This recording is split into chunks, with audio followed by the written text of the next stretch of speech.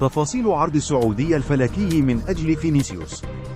قال تقرير صحفي إسباني إن المملكة العربية السعودية لا تزال تعمل على التعاقد مع نجم فريق ريال مدريد فينيسيوس جونيور.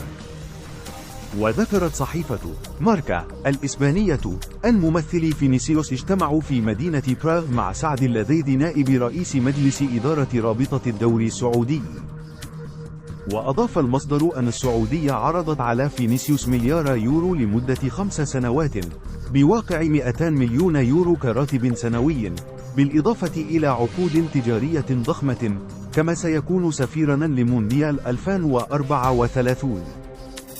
وأشارت الصحيفة أن النجم البرازيلي لا يزال لم يتخذ أي قرار بشأن مستقبله، ولكن السعودية تريد رد من اللاعب بحلول الصيف القادم.